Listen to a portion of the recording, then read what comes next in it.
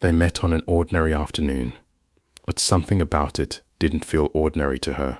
He stood at the edge of the old bookstore, flipping through a worn copy of The Little Prince, while she browsed through poetry 2 shelves away.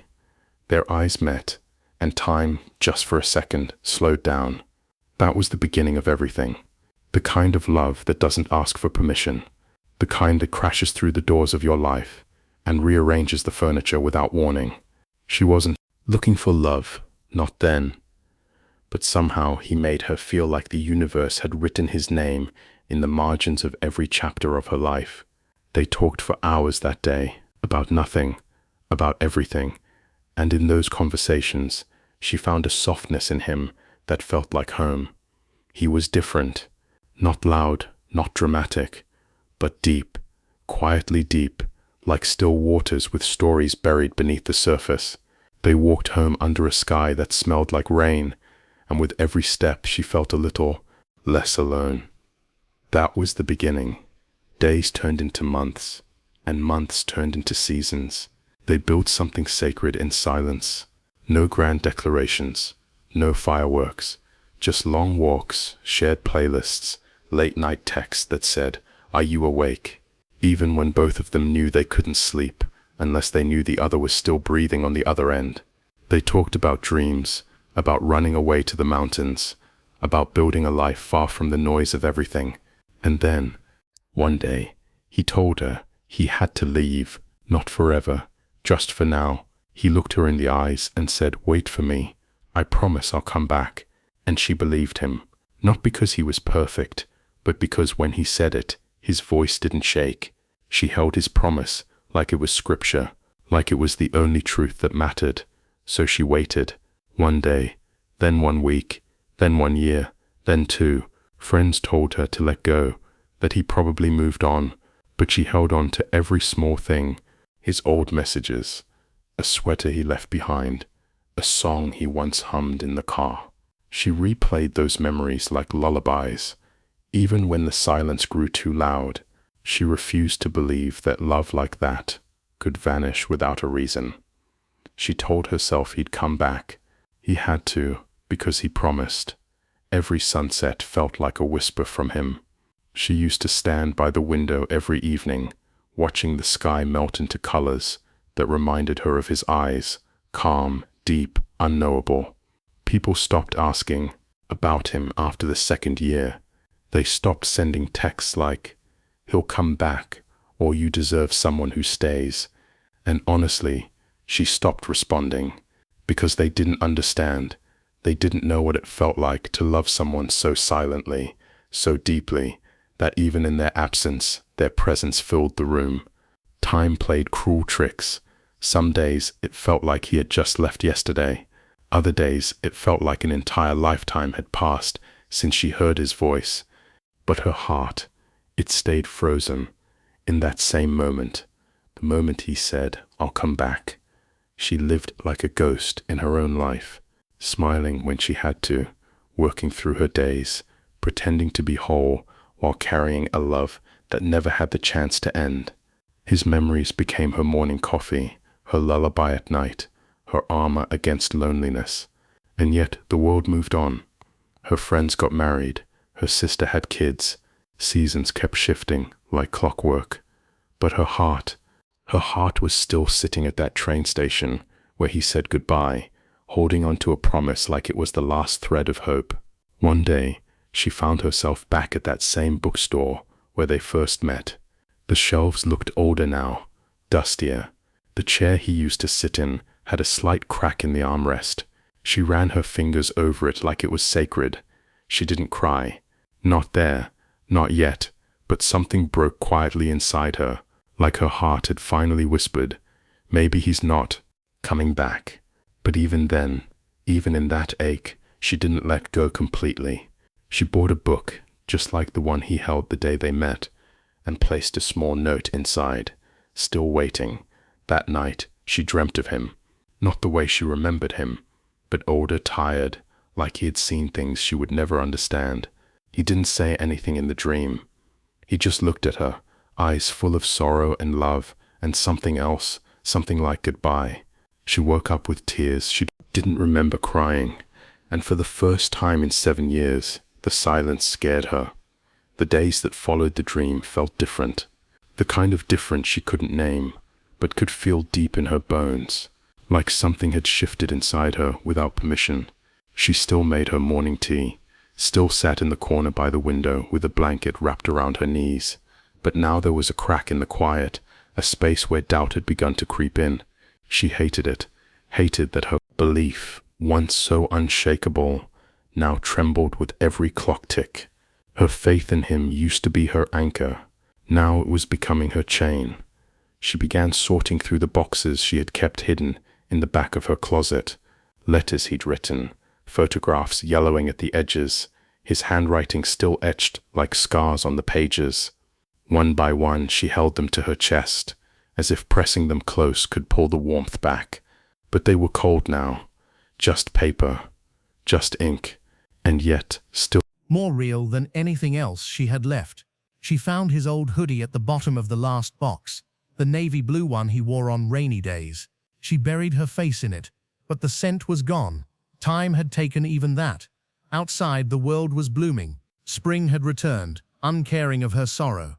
The cherry blossoms she used to love watching with him had begun to scatter in the wind. She remembered how he once said, "Even the trees know how to let go." Back then it sounded poetic. Now it sounded cruel. Was she the only fool who didn't know when to stop holding on? One evening, a letter came. It wasn't from him, but the handwriting was similar enough to make her hands tremble as she opened it. It was from his sister, short, formal, brutally honest. The words spilled out faster than she could brace for them. He was gone. 2 years ago, an accident, no pain, they said, quick, quiet, the kind of ending he never deserved. She read the letter over and over, hoping it would change if she blinked enough times. But it didn't. The truth had finally arrived, wrapped in paper and sealed with silence. She didn't scream. She didn't cry. She just sat there, letter in hand, and stared at the window as the sun disappeared behind the trees. He wasn't coming back. Not because he didn't love her, but because fate, in its cruel timing, never gave him the chance. Grief has a strange way of folding time. One moment, it sits quietly in the corner of your chest, and the next, it floods every part of you like a wave that doesn't ask for permission. The letter lay on the table now, untouched, as if it carried something toxic. She kept staring at it, hoping almost childishly that maybe she had read it wrong, that maybe it was someone else, that maybe there was still a sliver of hope hiding between the lines. But no matter how many times she blinked, the words didn't change. He was gone. Gone in the kind of way that wasn't temporary. Gone in the kind of way that left no door for return. Her heart, which had once been held together by the fragile thread of his promise, now unraveled all at once. She didn't eat much that week. The world around her blurred. The days moved on without her consent. People walked by, laughed, lived, while she sat in her room, drowning in memories. It was strange, how a person could be gone for years, and yet it was only when the finality arrived that it broke you. It wasn't the distance that crushed her. It was the knowing, the irreversible truth that he would never walk through that door again. Never finish the story they began writing. Never explain why he had to go or why he didn't say goodbye. Late at night, she found herself standing in front of the mirror, not recognizing the woman staring back. There were lines now, tiredness etched around her eyes, pain sitting heavy beneath the surface. But there was something else too, a hollow strength, like a tree that had lost all its leaves, yet still stood upright, stubborn against the storm. She whispered his name to the reflection, just to hear it aloud again. It sounded distant, like an echo from a life she no longer lived. She opened her journal for the first time in months and began to write, not to him, but for him. Page after page poured out, the years of waiting, the memories she preserved, the moments they never got to share. And somewhere between the lines, the silence began to soften. The act of writing didn't erase the ache, but it gave it a shape, a name, a place to live that wasn't inside her chest. She closed the journal gently and placed it on the shelf, next to the book he once held. For the first time in 7 years, she didn't feel like she was waiting anymore. She was mourning, and that was something. The next morning, the light felt different, not brighter, not warmer, just different, like the world had shifted slightly, and only she could feel it. For Years, she had lived in a waiting room of time, holding her breath between maybes and one days. But now, there was no door left to open, no clock left to watch. The story had ended, not with a reunion, but with a letter. And strangely, that finality made her feel awake. She got out of bed, not because she felt like it, but because it was the first step into a world without him. And that world was terrifying. But it was also real, and she was still here. She began to move through her home like she hadn't in years, dusting shelves that had long been forgotten, opening windows she once kept shut, rearranging the furniture, not out of necessity, but as a declaration to herself that something inside had shifted. She placed the journal, the one filled with her letters, her grief, her confessions, into a wooden box and tied it shut with a ribbon. Then she walked outside, barefoot, letting the earth remind her she still belonged here. The wind brushed against her skin like a gentle embrace, and she looked up at the sky, not to ask questions this time, but simply to acknowledge it. She walked to the post office later that day, the box cradled in her arms like something sacred. She mailed it to his sister, not to burden her, but to share the weight. To say, "I carried him in silence all these years. Maybe you did too." There was no note inside, just the journal. The pain didn't need explanation. It only needed to be seen. She didn't look back as she walked home. That chapter had closed, not with anger, not even with regret, but with love. The kind of love that doesn't demand, doesn't expect, just exists. That night, she lit a candle by the window, not in memory, but in honor. She whispered into the flame, "You didn't break your promise. You just couldn't keep it." And that truth, though painful, set something free in her. The waiting was over, and in its place stood a quiet peace. Not happiness, not yet, but peace. A beginning that didn't erase the past, but gave it meaning. She still loved him, always would. But now she loved herself enough to let go.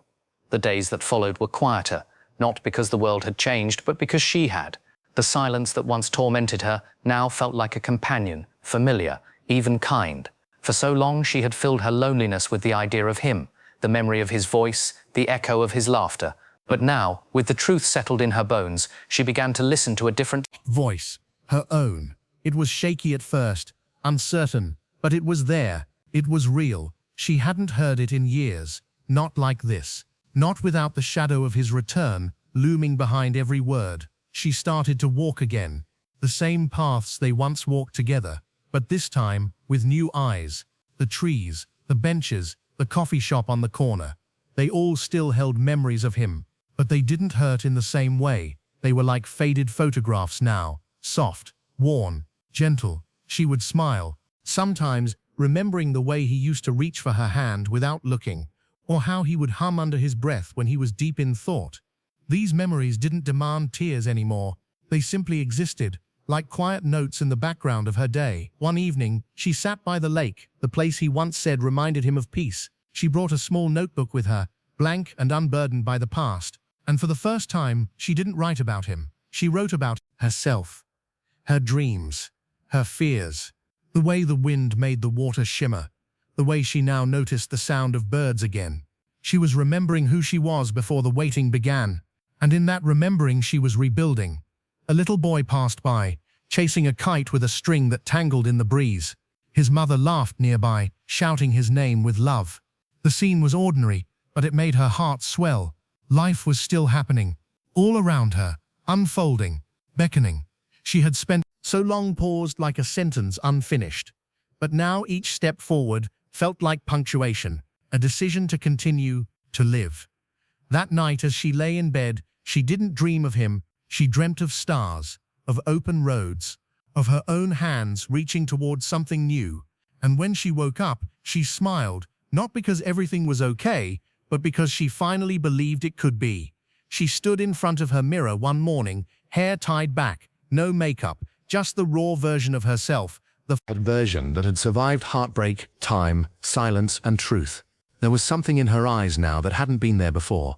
Not sadness, not hope, something deeper, something like strength. She didn't need anyone to tell her she was healing. She could feel it. Not in grand leaps, but in small, almost invisible moments, like the way she had started humming again while making tea, or how she began opening the curtains without dreading what the day would bring. Her grief had not disappeared. It never would, but it had softened. It had made space for light to come in. She began reconnecting with the world slowly. A phone call returned, a lunch with a friend, a visit to her sister's house to play with the nieces she hadn't seen in months. Life hadn't waited for her, but it hadn't closed its doors either.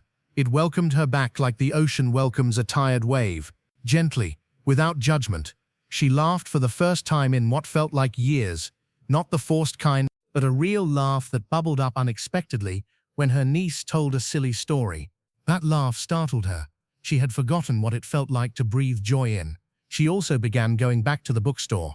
Not to relive the past, but to reclaim the space. She browsed slowly now, touching the covers with reverence, not grief. One afternoon, she saw a young couple whispering in the poetry aisle. They reminded her of herself, years ago. She smiled, not out of envy, but out of understanding. She knew the sweetness of new beginnings. And she also knew their fragility. But she didn't interrupt. She just walked by, carrying a book of her own, a collection of poems about healing. At home, she wrote more. Not stories of loss, but of rediscovery. Her journal filled with thoughts she hadn't known she needed to say. She even wrote a letter to him, not to send, but to release. In it, she thanked him. For the love, yes, but more for the waiting. Because in that long, aching wait, she had met the deepest parts of herself. And though he never returned, he had left her with something valuable, the capacity to love fully, even in absence, even in silence. One quiet evening, she walked to the lake behind her old neighborhood. The sky was painted with soft streaks of gold and lavender, as if the universe was trying to remind her that beauty still existed, even in endings. The same bench where they once sat still stood, though aged and worn by time. She ran her fingers along its surface, feeling every crack, every weathered mark, like old memories etched into wood. Sitting down, she allowed herself to feel it all. The laughter they had shared, the tears, the promises, the silence that followed, and the unrelenting passage of time. But for the first time in years, she didn't feel like a prisoner to the past. She felt like a witness to it, someone who had lived through something rare and real, even if it didn't last forever. She closed her eyes and let the breeze touch her face. It was cool and light, like a whisper from the universe saying, "It's okay to let go now." And in that moment she did, not in a dramatic, cinematic way. There was no screaming or breaking down, just a single tear that slid down her cheek, not out of sorrow but release. She whispered softly into the wind, "Thank you for what you gave me. I'm ready to live again." When she stood up, it felt different this time, lighter, as if she'd left a version of herself on that bench. The version who waited endlessly, who begged silently every night, who checked the door at 2 a.m., hoping he might appear. That version had served its purpose. It had taught her patience, depth, and the ability to hold space for love, even in its most painful form. But she no longer needed to carry it. As she walked away from the lake, the world looked changed, not because it actually was, but because she was. She saw colors in the leaves again, heard rhythms in the bird's song, noticed the crickets chirping in harmony with her steps. She was fully present, not lost in memories, not tied to what-ifs, but here, now. And with each step she reclaimed a part of herself that had been buried under years of waiting. And though he never came back, life did, in a different form, in unexpected ways, in people, places, and feelings she never imagined would hold her again. Weeks passed after that day at the lake, and something quietly awakened in her. She no longer lingered by her phone, nor did she search for his name in the shadows of conversations. Her mornings began with sunlight through her curtains, instead of dreams that refused to end. There was a softness now in how she moved, not because she had forgotten him, but because she had finally forgiven herself for holding on so long, for believing in someone who didn't return, for writing chapters in a book where he had stopped reading long ago. People noticed a shift in her soul presence. There was stillness in her eyes, but not the kind born of sadness, the kind born of peace. She had tasted the full spectrum of love, the soaring highs, the hollowed lows, the aching in between, and yet she stood, not broken, but reshaped. She wasn't waiting anymore, not for closure, not for an apology, not even for understanding. She had learned that some answers never come, and that's okay. Sometimes, peace is found not in the knowing, but in the releasing.